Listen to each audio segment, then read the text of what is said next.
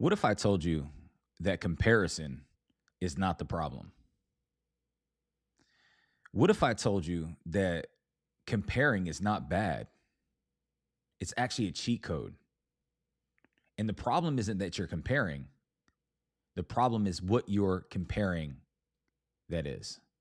What you are comparing that is. Listen, somebody told you that comparison is destroying your life. Somebody told you that comparison was the thief of joy. Theodore Roosevelt actually said that. He came up with that, and everybody's quoted it, right? And some people say that comparison will destroy everything. But you have been trying to stop comparing because you've heard that, right? And let me ask you a question. How's that working out? How's that working out? Because here's what nobody told you. The average person makes up 11 social comparisons every single day. It's going to happen. It's how we're wired, and you can't stop it. Your brain was literally wired to do this since birth. Leon Festinger, right? There's proof to this. One of the most respected psychologists of the 20th century, he proved in 1954 that comparison isn't just a flaw. It isn't that it's just a flaw. It's not a flaw. He proved in 1954 that comparison isn't a flaw. It's actually a feature. It's how human beings measure growth. They find direction and push themselves forward. So if comparison is so destructive, then why did God wire every single one of us to do it automatically? Ask yourself that. If comparison is so destructive, then why did God wire every single one of us to do it automatically? Well, here's the perspective pause. Maybe it's not comparison that's the problem. It's not comparing that's bad. It's what you're comparing that is. And today I'm going to talk about 3 different lenses because this is the perspective pause, and you don't need a new life. You just need a new lens. And we're going to talk about lenses today because I believe that you're looking through the wrong lens. And this lens that I'm going to talk about first is the lens that's been stealing from you your whole life. Now, the other 2, these are going to be the cheat code you've been looking for.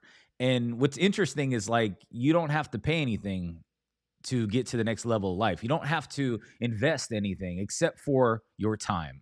So all I'm asking for you in this time is to invest some of your time and understand that in this perspective pause, we will start comparing. We will focus on comparison. We will understand that we need to start comparing more, but we're going to start comparing the right things, the absolute right things. So before we get started, this is a live stream every single Wednesday morning where we focus on, we focus on the good in our life, and we really focus on understanding that we don't lack access to anything. We just lack awareness of the access that we already have. So drop some rockets in the chat if you're here watching this live.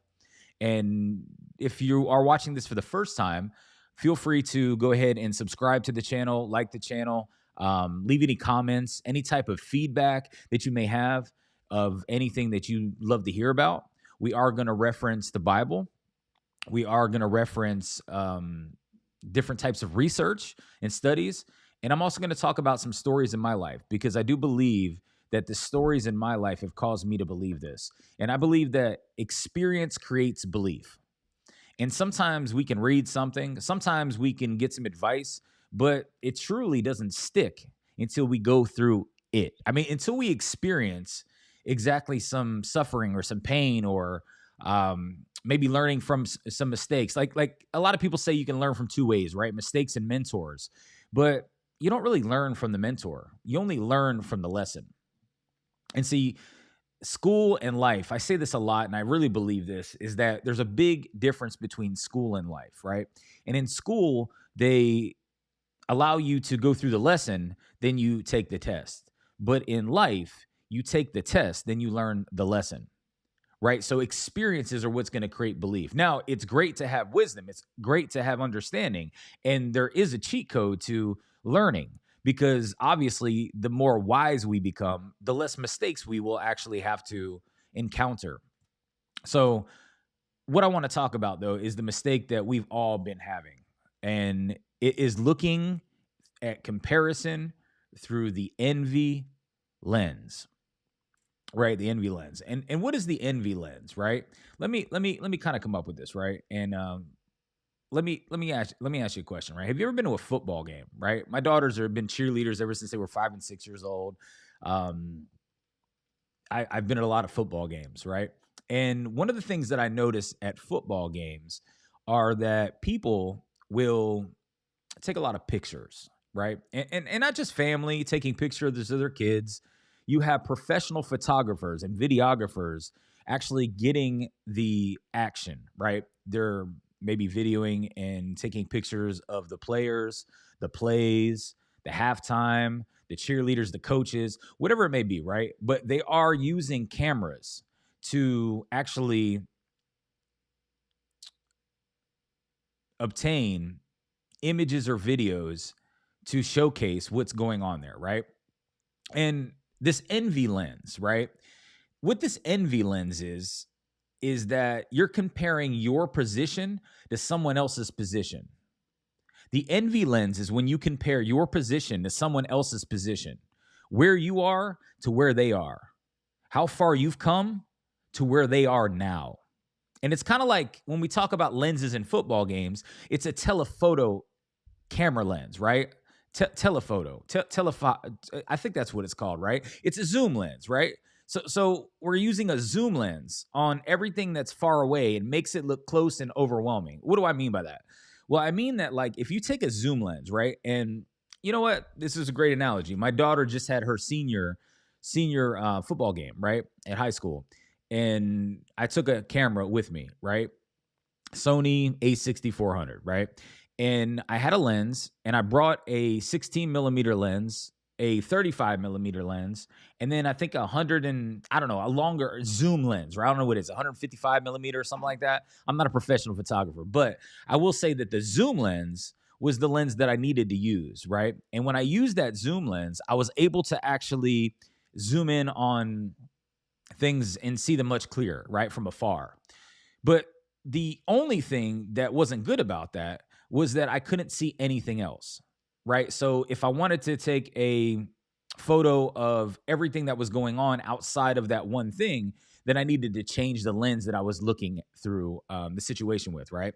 And what I'm talking about with this is that the zoom lens doesn't allow you to see everything, right? And when we're thinking about comparison, what does this have to do with comparison? Get to it. I get it. I'll get to it.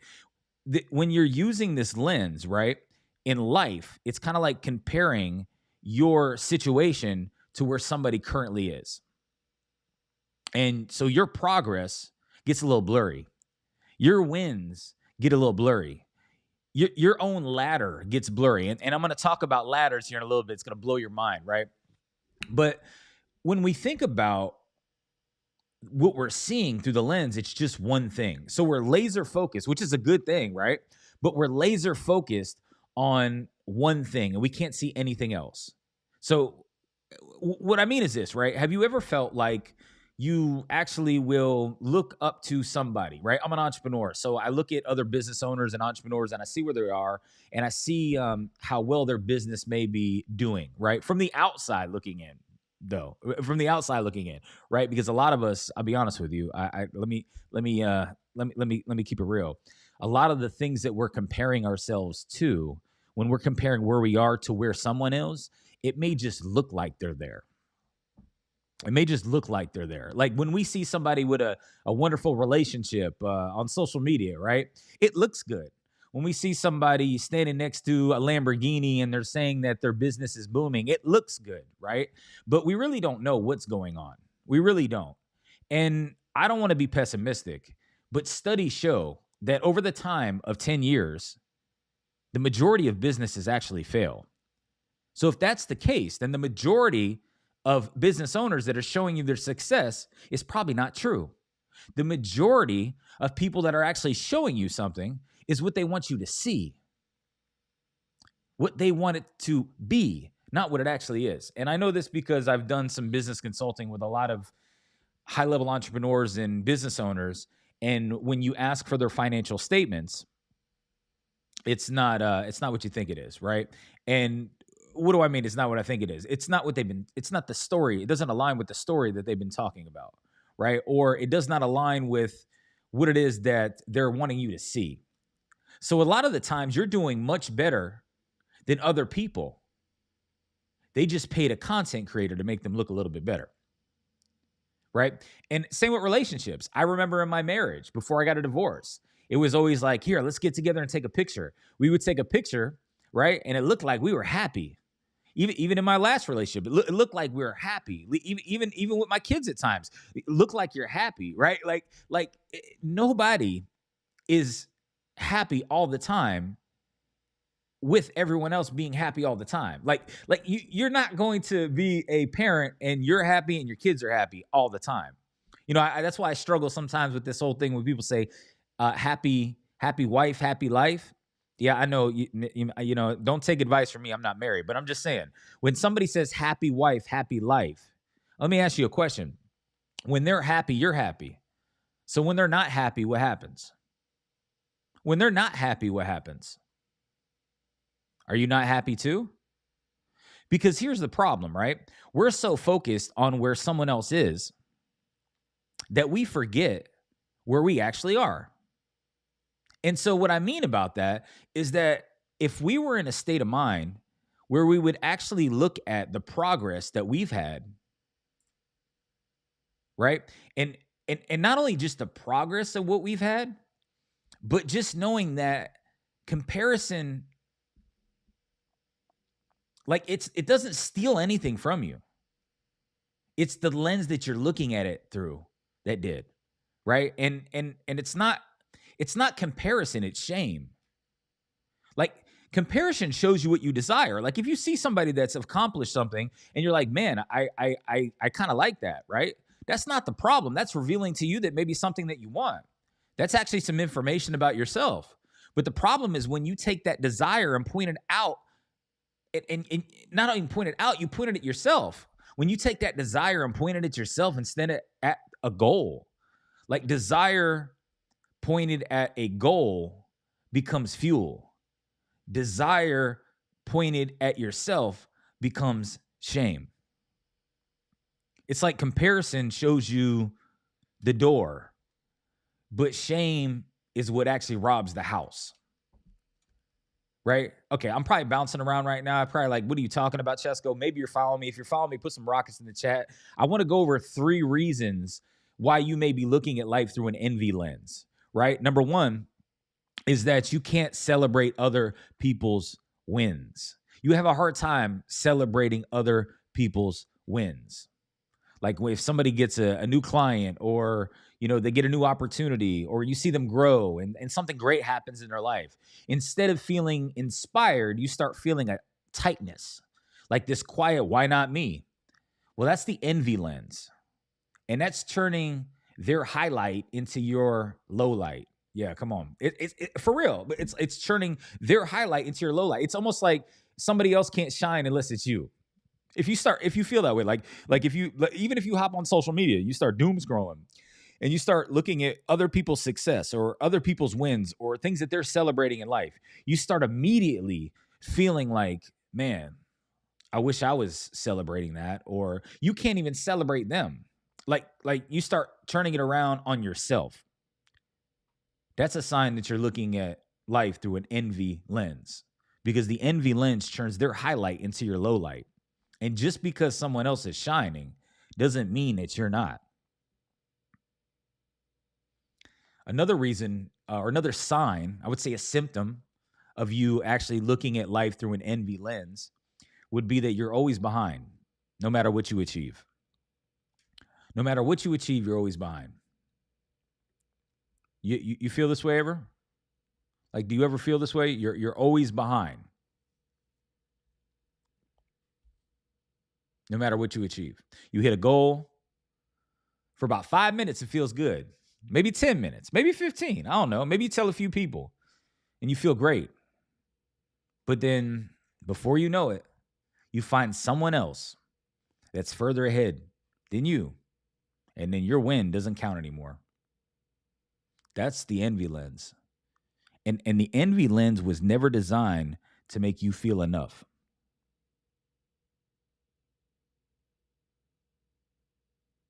To never make you feel like you're enough. Like if you don't feel like you're good enough, like a friend of mine said that he said he has this in a book that he wrote. My friend Aaron, he wrote a book, and inside of the book it says, just because you don't feel great doesn't mean that you weren't good enough. You're always good. You're always good. It's just the lens that you're choosing to look at things through, right? So symptom number 3 is that your actions are motivated by them and not you. Like, I like to use social media a lot because, that's where everybody is. And what's interesting is that you'll run into people that will say, hey, I'm not on social media that much. I really don't scroll through. I'm not a consumer like that. I don't just consume content all day. But the studies show that the majority of people are. So there's a good chance that you may be. Now, and you may be in denial, but the only way that you can overcome denial is actually by looking at the numbers. I don't have an Android, but I got an iPhone. And in the iPhone, you can look at your screen time. And you can take a look at your screen time.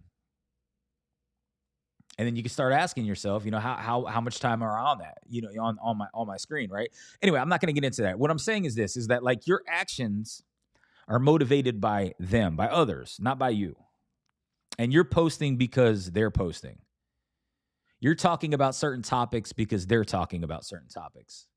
You're building certain things because they're building certain things. And it looks like a hustle, but it's really hollow. You're building from pain. You're building for the reason why others are doing it also, instead of actually building for purpose. And what's built from pain rarely will sustain. Come on now. Hey, that's a fact. If you're building out of pain, it will rarely ever sustain. Hopefully that makes sense with somebody.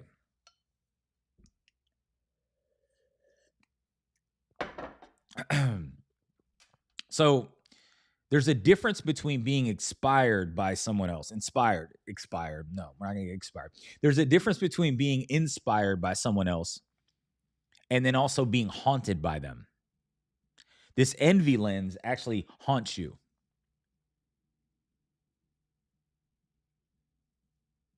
It's the envy lens. It's kind of like in the Bible. What was the story in the Bible? The prodigal son. I think it was in Luke, right? Where the older brother was looking at things through an envy lens. It was Luke 15:25, right? Let me see if I can pull this up. I was looking at this the other day. Yeah, Luke 15:25 through 30. All these years I've been slaving for you and never disobeyed your orders. Yet you never gave me even a young goat so I could celebrate with my friends.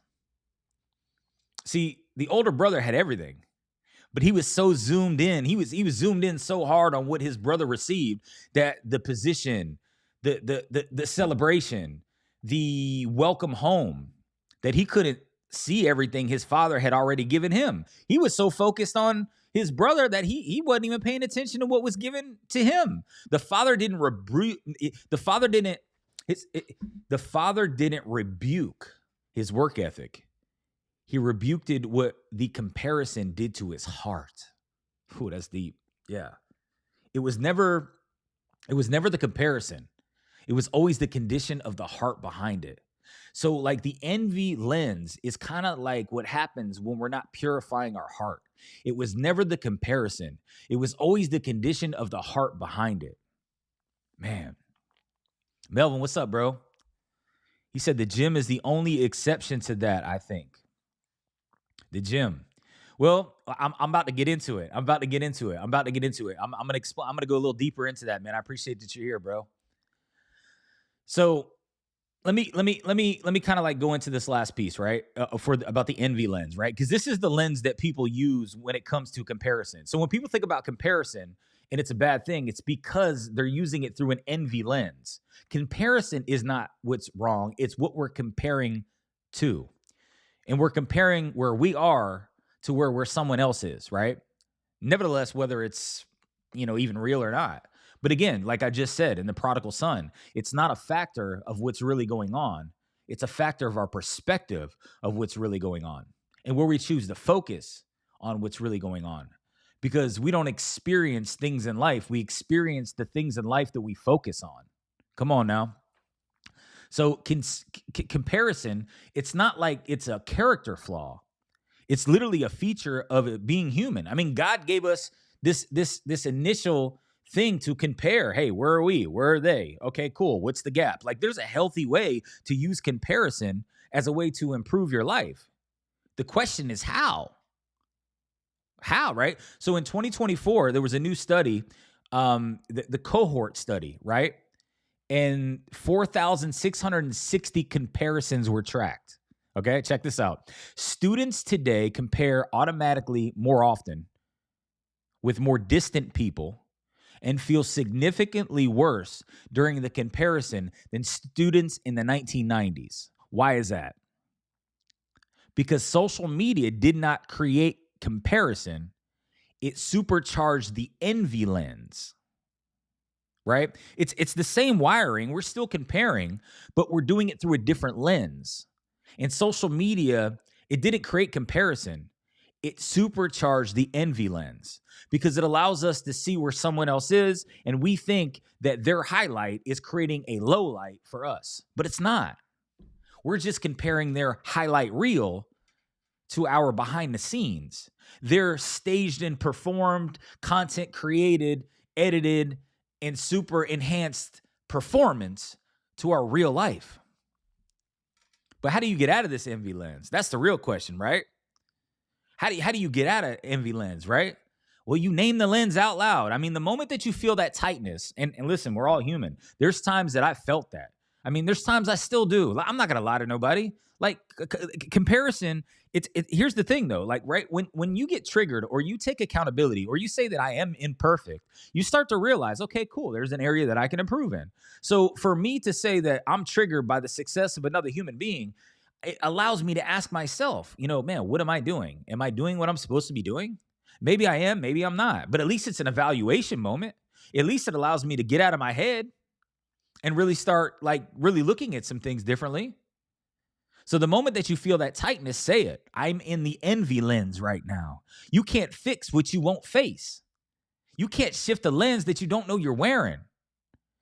Awareness is the first rung. What is a rung? I'm about to get into it. Yeah, what is a rung? Hey, listen. You can't change what you don't actually evaluate. You can't change the lens that you don't know you're wearing. Like, if you think that just because you're looking at life a certain way, that's the way that it is, it's not true. It's not what you don't know that holds you back. It's what you do know that you hold on to that's not a fact. Man, I love saying that because it's so true. Get curious instead of competitive, right? Instead of why do they have what I want, ask what did they do to get what I want? We're about to get into that. The one question is the doorway from the envy lens to the ladder lens. What's the ladder lens, Chesco? I'm about to tell you. The same person, same success, different lens. Listen, I'm about to tell you the two lenses that are going to change your life forever and how to use comparison as a cheat code, right? But you have to start asking different questions. I talked about this last week. The only way to change anything is to start changing the conversation that you have with yourself. Curiosity is the exit door out of envy. The curiosity. Ask how instead of why. How did they get this? Not why did they? Not why them and not why not me. Why not you? Because you're not doing what you need to be doing, maybe. I don't know. Like, like, come on now. So lastly, I'll say this before we get into how to actually use comparison as a cheat code. I wanted to talk about the lens that people are using and why they believe that comparison is a bad thing. It's because they're comparing where they are to where someone else is. Regardless of what they went through, regardless of the past experiences, regardless of the cards that you were dealt. So come back to your own ladder. Their ladder is not your ladder. When you are staring up someone else's ladder, right? You're looking up their ladder. Yours is right next to you, and you can't even see it. Why? Because you don't lack awareness of the ladder that's right next to you. You don't lack. How would I say this? Stop staring at their ladder, looking up their ladder when your ladder's right next to you. You don't lack access to the ladder that's right next to you. You just lack awareness of it. So hopefully this helps you get awareness to know that you have your own ladder. Stop staring at their ladder. It's time to pick up yours. So with that being said, let's get into the real value that I believe that this video is going to give you. Now, granted, that was a long introduction. I wouldn't say it was an introduction, but I'll just say that I had to go into why comparison is definitely the thing that people look at through the wrong lens. But here's how you use comparison as a cheat code, right? I call this the ladder lens.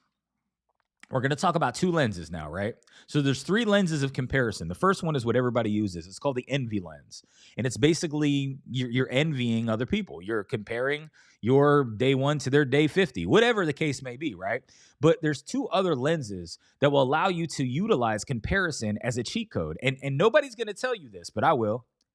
Nobody's going to want you to know this information, but I want you to. And your life will never be the same after you pay attention to these two lenses. This first lens, which is lens number 2, though, is the ladder lens. And the third lens is going to be called the growing lens. And that's really going to reframe and rearrange the furniture in your brain. We'll get to that in a minute. But the ladder lens is really what you need to start using in order for you to actually study someone's process instead of their position. Okay? What are you talking about, Chesko? Their process instead of their position. Well, I'm glad that you asked. It's not where they are, but how they got there. So instead of the zoom lens, the envy lens, one little thing, we're going to take that lens off.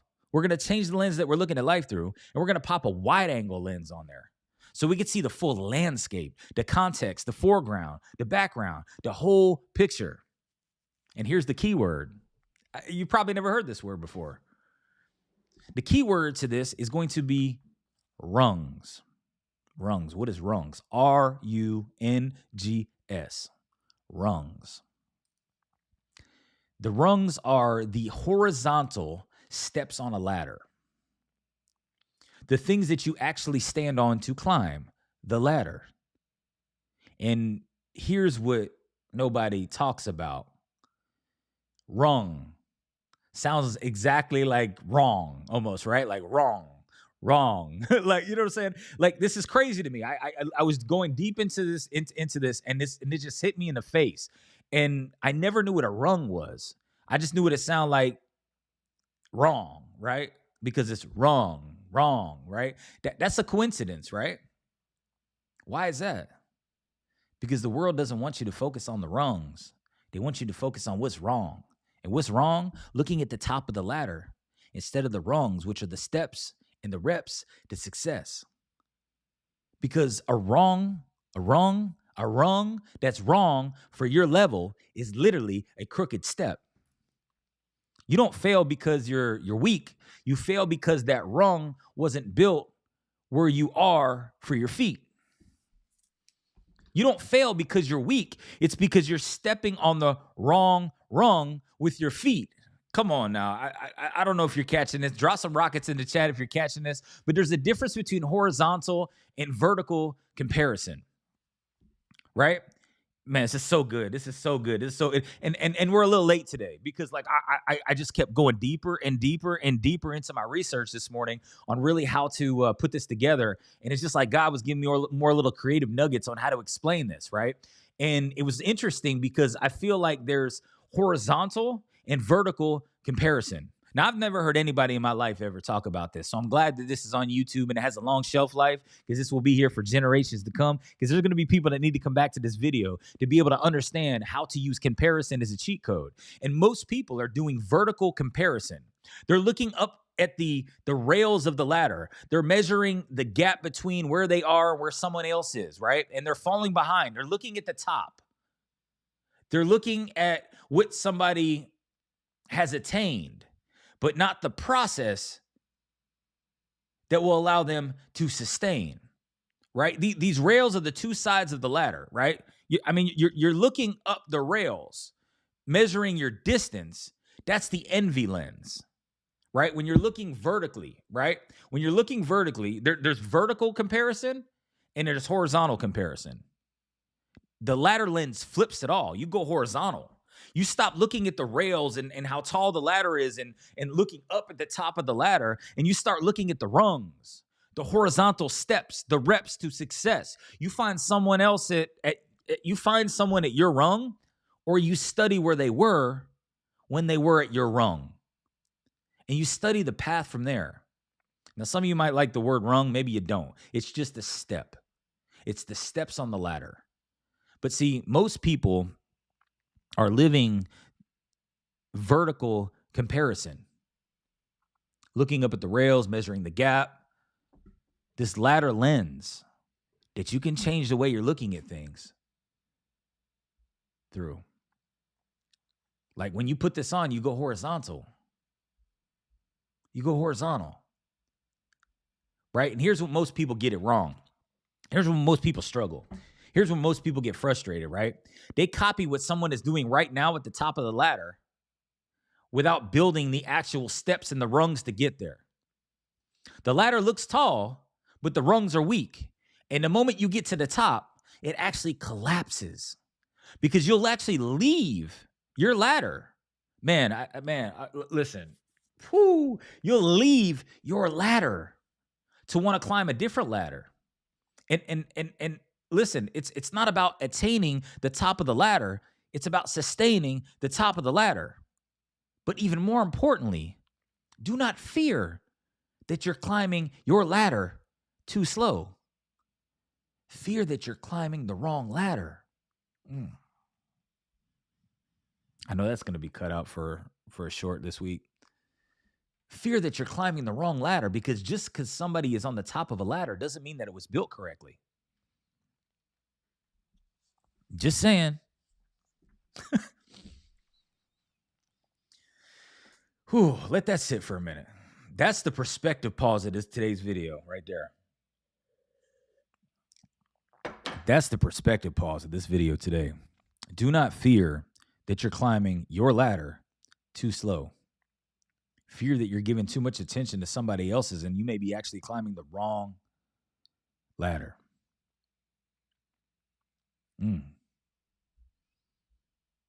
So let me give you 3 ways to use this lens, right? Instead of staring at the top, hold on a second. Let's get back to the chat. Melvin, what's up, man? Don't look up. Look right beside you. Yeah, come on now. Use what God already gave you, not what he gave somebody else. Because you don't even know if those people are stewarding what God gave them. You don't even know what it looks like. Well, I mean, we know what it looks like, but we don't know what it is, right? Their ladder may not be designed to bear your weight. Man, that's so good. That's so good. That's so good. I'm gonna add that. Where did it go there? Let me add that there, man. Their ladder may not be designed to bear your weight. That's so good. That's so good. And then he said, don't look up, look right beside you. Yeah. That's it right there. Man, so staring at the top, not studying the climb. There's 3 ways, 3 wrong ways. Oh man. Drop my Apple Pencil. There's 3 wrong ways to use this lens, right? And one of them is staring at the top and not studying the climb. Where did my video go? Are we still good? Oh, there we are. All right, cool. Just making sure. I can't tell and see if anybody's on here or not. If anybody's on here, drop some rockets in the chat. If you're getting any value from this, make sure that you share this with somebody today, because the person that really needs to see this may not get it unless you do. But there's 3 wrong ways to use the ladder lens, right? And wrong way number 1 is staring at the top, not studying the climb. If you copy what they're doing right now, you'll actually start getting stuck, right? You'll start. Oh, appreciate it, bro. Thanks. You'll start getting stuck. But if you skip the 47 rungs that it took to get there, you didn't start on rung 1. You started on rung 48, and now you're looking at life like asking yourself, why is this not great? If you're starting on step 48, life is not going to start looking too great because the foundation is a little shaky, right? Think about a ladder, right? That's got all of these steps.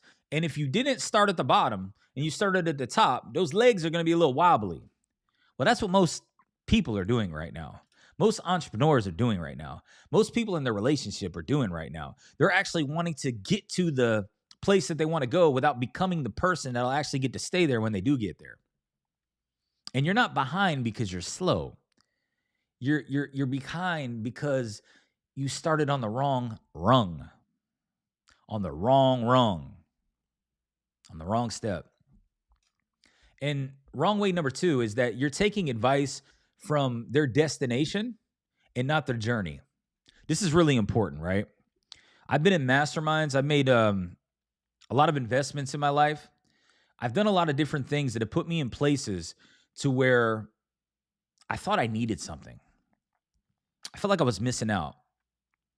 You know, you see somebody that's successful and you forget that maybe the information that they have is the same information that you have. They just took action. Like the only difference was they actually applied it. And I'll say this, right? Just really quick, not to get off topic, but there was a mastermind that I was involved in 2024, right? And some of the things that I learned in that mastermind, it was actually Myron Golden's mastermind, right? And what's interesting is that when I got into that mastermind, I believed that there was going to be a lot of things that I was going to learn that I never learned before.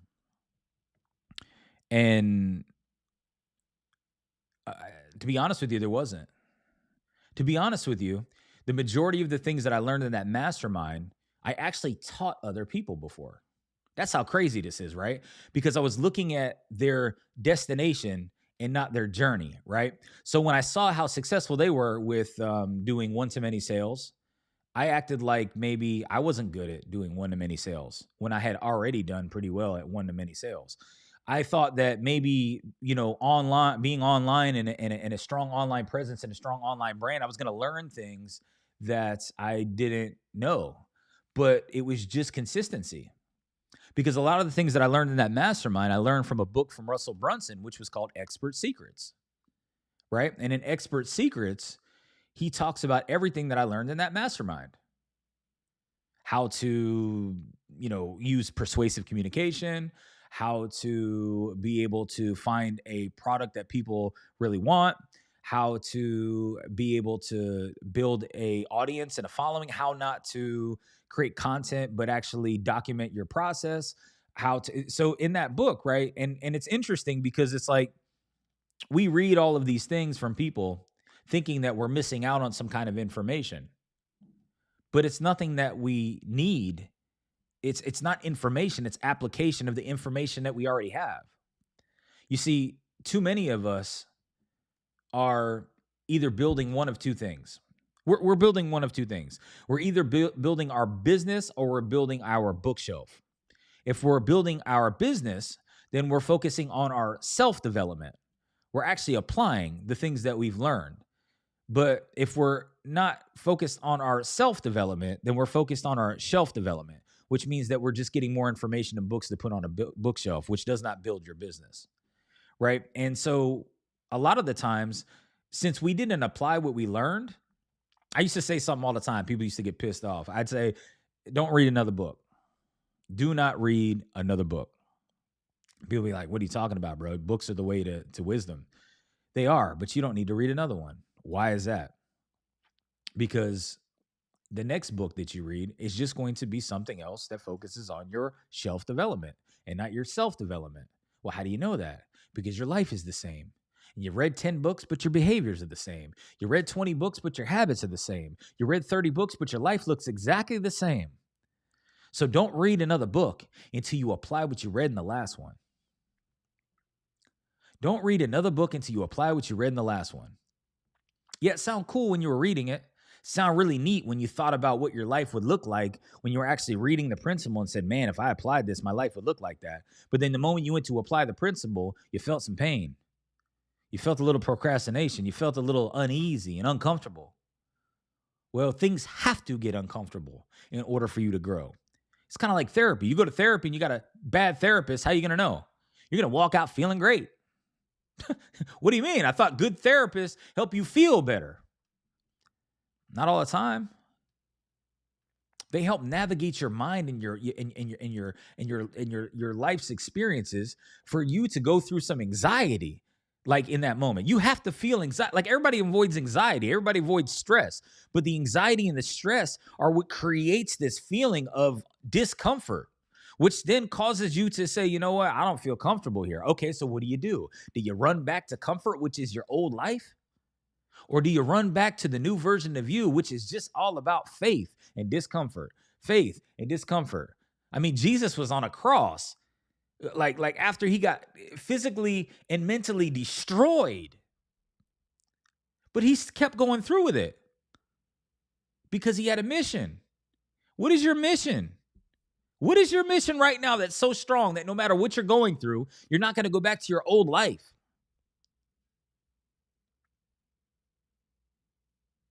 We've all been guilty of shelf development, bro. I got a lot of books, man. I got hundreds of books. I haven't applied them all. But I'm working on it, and I'm acknowledging that. And that's what I'm doing here. I'm talking about my life's experiences to be able to help me too. Because as I talk about this, it helps me take accountability of myself too. It helps me see, like, am I really improving? Am I really growing? And that's going to be the next lens, right? But so someone at the top is telling you what's working for them right now. There's somebody that has a high level of success that's explaining to you exactly right now what it is that you need to do. And you feel like that's what you need to do because of the success that they actually have in their life. But they're on a different rung. They're on a different rung.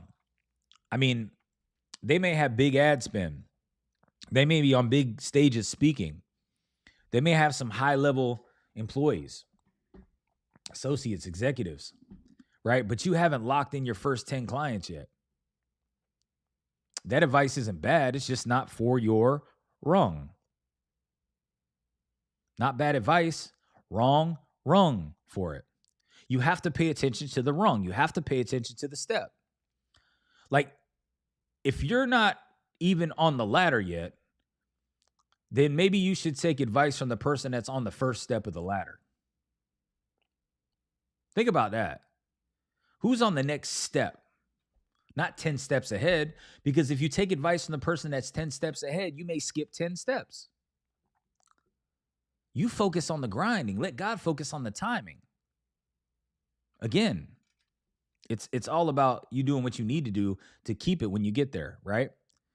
So comparison, right? The another wrong way to use this ladder lens is comparing their highlight reel to your behind the scenes. I was talking about this, right?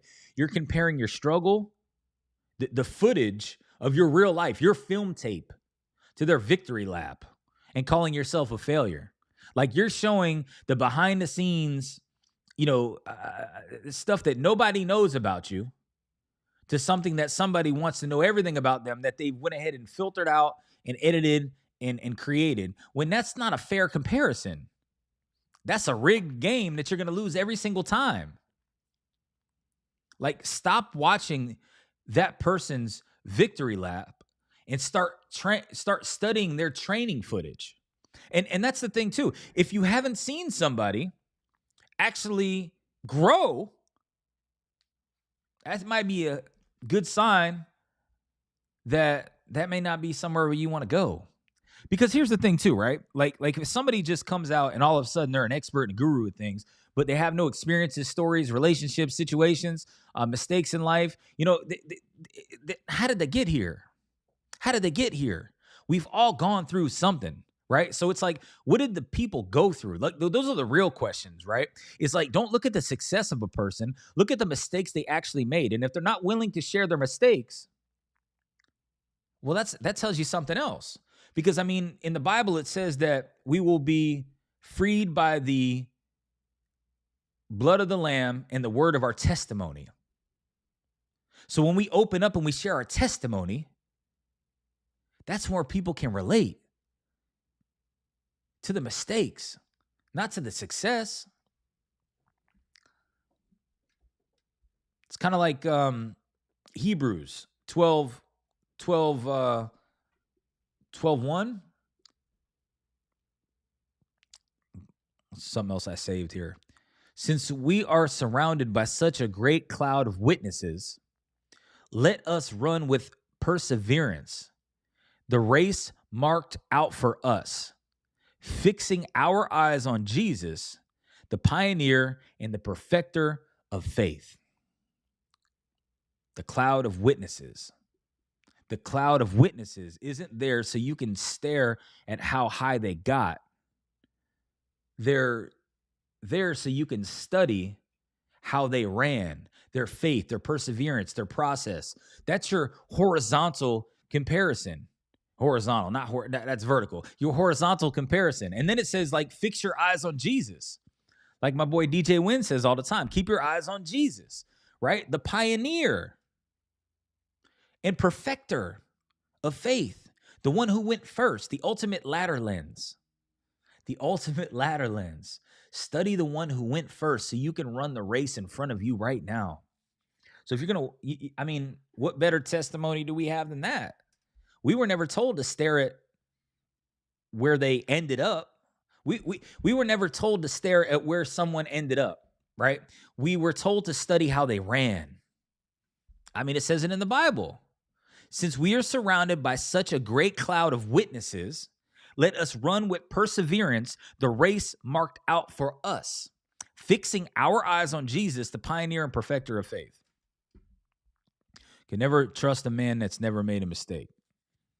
The man that's never made any mistakes, never made anything happen, bro. I'm with you on that. So there's a couple different studies when it comes to process versus outcome comparison, right? And research consistently confirms that when people shift from comparing outcomes, what they got, what they achieved, what they received, to comparing processes, how they got there, what they did, the rungs on the ladder, motivation and performance increases. And the same upward comparison, same thing, right? Just a different lens, completely different result. Studying someone's process is motivating. Envying their position. I say it's like studying someone's process is motivating. Like when you see how somebody got there, you can actually see that there's hope, and you see that, okay, they did stumble, they did fall, and they did keep going. Okay, cool. This is possible. This doesn't look, fake. I can actually see it. So now I may want to follow this person, right? Because they're showing that they're showing their process, and studying someone's process is motivating. Envying their position is paralyzing, right? So you could either study someone's process or you can envy their position. But when you use the envy lens and you're envying their position, that's paralyzing. But when you use the latter lens, you're studying someone's process, and that's motivating. Same person, different lens. Think about it like Kobe Bryant, right? Kobe Bryant, he processed modeling. Kobe Bryant studied Michael Jordan's footwork, his shot selection, and the habits from his practice obsessively. Not to feel inferior, not to make him feel small, but to reverse engineer the process. Like people in sports, they call this, sports psychologists call this, what is it called? It's process modeling. And it's one of the probably the most effective performance strategies that's ever been documented before. Well, how did Kobe do? 5 championships. The ladder lens in real life. Kobe didn't study Jordan to feel behind. He studied Jordan to get ahead for himself. That's the ladder lens. He said, how can I study what Michael Jordan did? I'm not going to compare where I am to what Michael Jordan achieved. Now that's motivation, right? Like when you're like, hey, you know what? Okay, I'm going to study what somebody accomplished. Well, I'm not going to study what they accomplished, right? I'm going to be drawn in by what somebody accomplished. It's okay to be drawn in by what somebody accomplished, but don't study what they accomplished. Study what they did to achieve what they accomplished. That's what Kobe did with Jordan. 5 championships later, right? You know, so find someone that's 1 or 2 rungs ahead, not 20. I mean, the most useful comparison is to someone who was where you are 6 months ago, a year ago, just figured it out right now, right? Not the person that's 20 years ahead of you, the person where it's still fresh. They can still teach it. They can still help you. They can tell you what the next step feels like still because they just took it. That's your rung. The most useful mentor isn't at the top. They're 1 step ahead. That's deep, man. Study their early steps, not their current ones, right? Go back to their year 1. No audience, no money, no credibility, like content, right? When you see somebody on YouTube, right? And that's what I'm hoping, right? Is that 100 videos from now, I'll be able to go back and look at the first video and see growth. But my first video may be support for somebody that's never made a video before. I won't want somebody to take a look at my 100th video and compare their first step to my 100th step, right? It's cool like that, right? So it's like document your journey because you're actually going to help more people if you actually show them the beginning. And I think that we just get so tied up that we're nervous about beginning. We don't want everybody to see the beginning. But beginning is winning. Beginning is winning. It's not what it looks like. It's that you started. It's not what it feels like. It's that you started.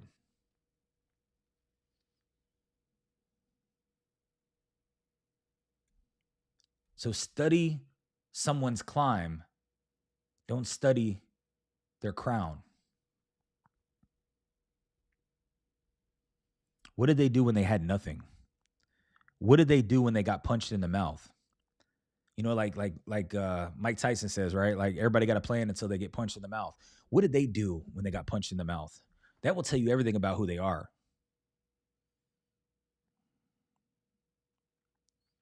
That's the instruction manual for success. That's how comparison is used as a cheat code. Compare what you're doing right now to what they were doing when they were in your shoes, when they were at your step on the ladder. Study the climb, not the crown. And the final way for the ladder lens is to use their path as a map, not a mirror.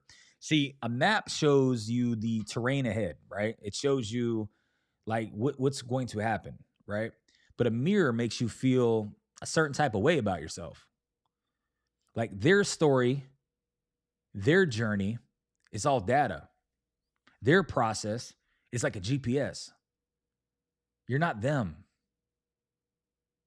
You're just using their climb to inform yours, to help your climb, right? Looking at their climb will help you with your climb. And that's not comparison as a thief. That's comparison as a coach. Hey, listen, did you hear that? Like when you use the ladder lens the right way, then you can realize that comparison is not a thief. Comparison is actually a coach. Because comparison is not the issue. It's what you're comparing that is. Come on now. We got to cut that one out too. Man, let's go. Let's go. The climb is greater than the crown. Amen to that, bro. The journey is the destination. Let's go. Chat is on fire. Let's go, Melvin, my man.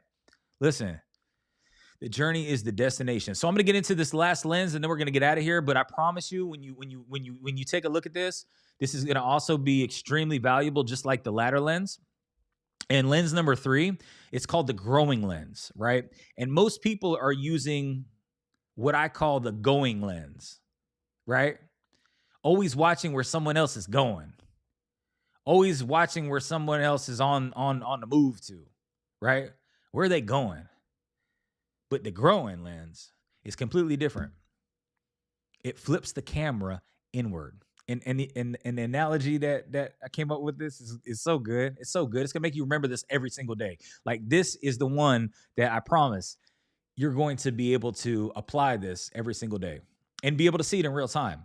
And the growing lens is comparing yourself to who you were, not who someone else is. Think about your phone, right? Think about your iPhone right now, right? Think about your phone, right? When you pull out your iPhone, think about it like this. When you turn it on, it's designed to do what? Like, when you hit the camera button on your iPhone, what happens, right?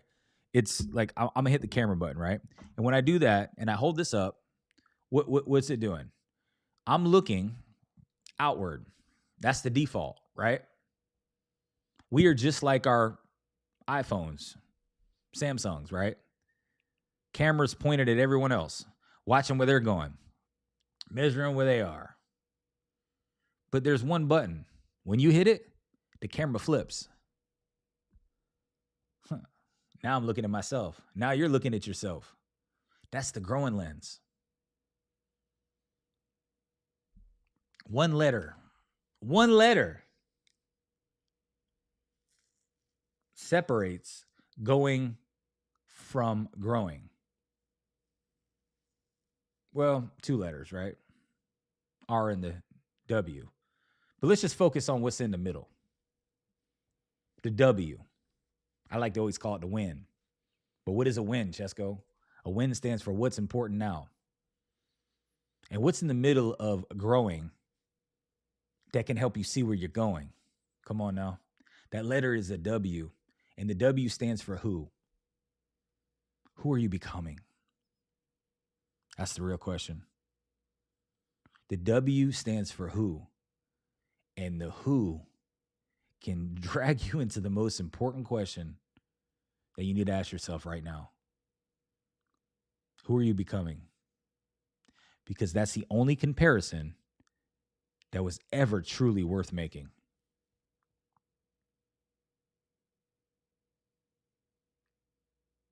Start comparing now. But what are you comparing? Maybe it's what you need to start sharing. To go from going to growing, there's that W. Who are you becoming? Don't focus on where someone else is going. Focus on you and how you're growing. But the real question is, are you growing? That's the real question. Are you growing? Somebody recently told me this. Man, shout out to Gabby. She mentioned to me something that I believe was shared with Cody Sanchez. Shared this, right? Cody Sanchez said that, like, you'll know if you've been growing if you can look back, and when you look back, you're kind of like, it's cringy, right? But what's interesting is, like, the cringe is not shame. The cringe is actually evidence. See, most people feel shame when they look back at who they were. But the growing lens flips that completely on its head, right? The cringe you feel when you see your old posts, when you see your old decisions, when you see your old self, when you see your old body, when you see your old mindset, that's not embarrassment. That's proof. That's proof. This is where we need to compare. Compare yourself to the cringe. The cringe isn't embarrassment. The cringe is evidence that you've been growing. Let me say this. Like, if you're using the going lens, like where somebody else is going, then you feel behind even when you're moving. I mean, you're working, you're showing up, you're doing your thing, you're doing the best that you can with what you have, but the camera is pointed outward. So your own movement feels invisible because you don't look at yourself. You can't measure your own progress because you're too busy measuring someone else's. You know all the stats about Michael Jordan. You know all the stats about Kobe Bryant. You know all the stats about LeBron James, but you don't know any stats about yourself. You can't see your own growth when the camera is pointed at someone else.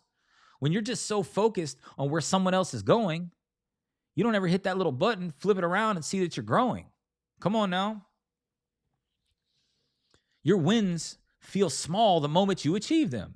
We talked about this, kind of like the envy lens, right? When you see somebody else win and it's hard for you to be, celebrate them. Well, when your wins feel so small that it's like you don't feel like you're going anywhere at all. Your wins feel small the moment that you achieve them, right? Do they? Like you close a client, you hit a milestone, you finish something that you've been building, and within minutes, you find someone who did it bigger, faster, louder, quicker, more extravagant. It's crazy that the going lens will always find someone further ahead. It was never designed to let your wins feel like they were enough. The going lens, where are they going? The going lens will always find someone further ahead. And then the last reason why the going lens can be not the last reason, but like the symptom of you using here's the last symptom of you using the going lens is that you've stopped looking back. You're so focused on what's in front of you or what's in front of them or someone else that you haven't even looked at how far you've actually come. When you forget who you used to be, what you used to do, you lose the evidence that you're capable of change. And that evidence is fuel. Because a lot of the times that you got into a place where you felt like you weren't going to grow, you got through it. But if you don't remember those moments, you're probably going to feel like you're not going to be able to get through the moments that you're in. And if you never look back, you'll never know how far you've actually come. So stop looking at the default settings on the camera, hit that button and put it in selfie mode. Put it in selfie mode. Because you need to look at yourself. You need to see how far you've come. Yeah, you may not be exactly where you want to be. Heck, you may never get there. I don't want to be the bearer of bad news and tell you that nothing is possible or something isn't possible. But I'm here to tell you that like what you want may not be what God wants. I say this, thank God I didn't get all the things that I wanted when I wanted them. If I would have gotten all the things that I wanted during the feelings that I had when I just felt like things were falling apart and I wanted comfort, I wouldn't be who I am today. I wouldn't be here. I wouldn't be doing this. I'd still be that same person that when I look back, I see now I cringe. But God had to strip me of some things that I wanted in order for me to become something far greater. And that may be what he's doing with you. Maybe you're using comparison to see where other people are going. Maybe you're using comparison to see that maybe things aren't moving as fast as you want them to in your life. But what if you actually use comparison like a cheat code and said, let me compare myself to who I used to be. Let me stop looking at this through this lens of envy, just like the older brother did in the parable of the prodigal son. Let me just do things with love and see what happens. There's something that I did this week that was really impactful. I'll share it on the next video. But I'll say that like Melvin, that's the trick of the enemy. Absolutely, bro. The trick of the enemy wants to allow us to feel like we're not enough.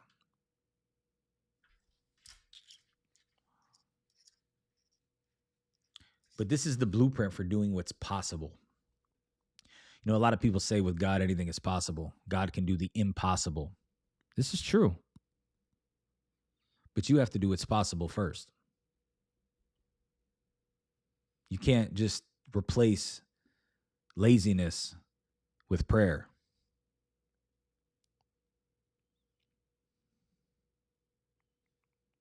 We never thank God for telling us no, but he sees what we cannot. Yeah. He sees what we're capable of. And I mean, it's interesting. I'm just super grateful that I didn't get all the things that I once wanted or prayed to have. Like there were times that I was praying to God for me to hold on to things that I'm so grateful now that I didn't. It's wild how that happens, right? It's man. I think it's Jeremiah 29:11 where it says that, he knows that everything will make sense eventually. So anyway, with all that being said, I just want to kind of close with this is that stop asking, why are they there and I'm here? Why are they there and I'm here? And start asking this. Am I still growing? Am I still growing? Am I still growing? And the answer should pop up in your mind like, yeah, I'm glowing. Come on now. Like, am I still growing? Don't focus on where someone else is going. Focus on where you are growing. But here's the thing, right? For I know the plans I have for you, Jeremiah 29:11. Absolutely. That's it. Thank you for sharing, bro. Thank you for being here on this live today, bro. It's so true, man. I appreciate you too, bro. So instead of us asking, why are they there and I'm here? Ask yourself, am I still growing? And hopefully the answer pops up in your mind like, yeah, I'm glowing. I'm not focused on where someone else is going. I'm focused on me and how I'm growing. But if the answer is no, and if you feel like you're stuck, it's probably because your camera is still pointing outward. It's probably because you still have things set on default mode. And sometimes you have to make some adjustments to take accountability. And you're so focused on where everyone else is going that you can't see that you're actually moving. You're not stuck. You're moving. You just can't see it because the camera's facing the wrong way. Flip the camera. That's today's perspective pause.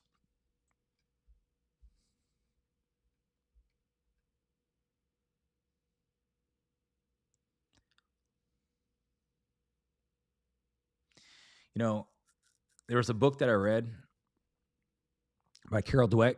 It's called Mindset. And did a lot of study at Stanford, right? Decades of research over at Stanford, and shows like that people with a growth mindset consistently outperform those with a fixed mindset. And the core practice of a growth mindset is looking at past performance and asking, what can I improve? As a question to ourselves, right? It's like looking at our past performance and asking ourselves, like, how can I improve? That's the growing lens. Is like looking back and seeing, how could I have done better? Not where is somebody else and where are they going? It's that, how am I growing? And Carol Dweck, I mean, she didn't call it that, but that's exactly what it is. A growth mindset isn't just a belief, it's a lens. And the lens is pointed at who you were, not who they are.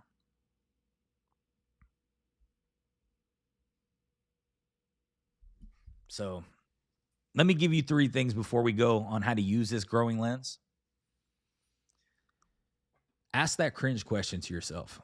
Pull up an old post of yours, asking old decision, right? Like look at something that you did in the past and a version of you, whether it's 6 months ago, a year from now, 5 years ago, 10 years ago, whatever it takes for you to look back and see that a version of you was different from the past, right? And what was the thing that changed in you? Does it make you cringe? Good. Like good. Then that cringe is like a report card. It's proof that you've grown way past where you were. Celebrate that. Celebrate that. Now, depending on how far that cringe report card is going and that progress report, that's going to give you a clear understanding of where you stop growing. Because if you look at the decisions you were making a year ago, everything that you were doing a year ago, the way that you spoke, the way that you taught, the actions, the habits, who you are as a dad, who you are as an entrepreneur, the type of content that you're putting out, if it isn't cringy, then you know that you're probably not growing. Because the cringe is not embarrassment. The cringe is actually evidence. And then the second way is flip the camera intentionally daily. One question every single day is this: am I still growing? Am I still growing? Because the camera defaults to outward. You have to hit the button on purpose. You have to make it a habit. You have to ask yourself, am I still growing? Am I focused on where someone else is going? Or am I focused on how I'm growing? In the morning, in the middle of the day, at night. And keep asking it until you answer yourself with, yeah, I'm growing. I'm glowing. And ask it until the answer is I'm glowing. That's what's happening. So lastly is compare your chapters. Compare your chapters. Your chapters. Compare your chapter 7 to your chapter 1. Don't compare their chapter to yours. Find if you journal, find a journal entry from a year ago. And if you don't journal, I would say start. Don't beat yourself up for not doing it. Actually start, because that'll allow you to kind of see where your thoughts are and your actions are and what's happening in your life over time as well. So find a journal entry from a year ago. Pull up some content that you had from a year ago. A photo from who you were 2 years ago. Put that next to who you are today. Kind of compare it. You know what I mean? Like same person. You're not comparing yourself to somebody else. You're the same person. You're just someone else. How does that make sense? Because we're all going to always be the same person, but it's who we've actually become that's going to change. Same playing field, just different play, different chapter. And that's the real only fair comparison. So compare your chapter 1 to your chapter 10, not your chapter 5 to their chapter 20.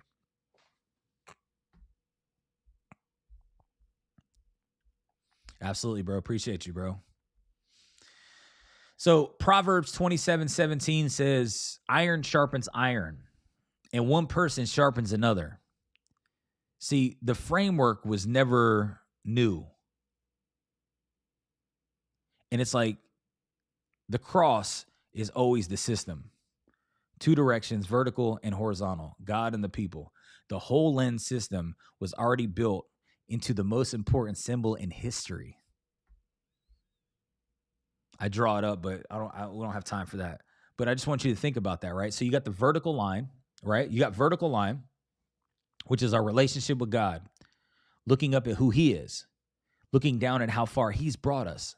Then you got the horizontal line, our relationship with others, studying, learning, sharpening each other. Iron sharpens iron. And I'll close with this and say that comparison may show you what you desire. But it's when you shame yourself that it destroys you. See, comparison was never the problem. Comparison showed you what you wanted. Comparison showed you who you need to study. Comparison showed you how far you've come. See, the only time the comparison ever hurt you was when you picked it up and pointed it at yourself like a weapon. And that's not comparison's fault. That's the lens. There's nothing wrong with comparison. What you're comparing is the problem. And that's why you don't need a new life. You just need a new lens. That's the pause that we all need today. Slow down so you can speed up.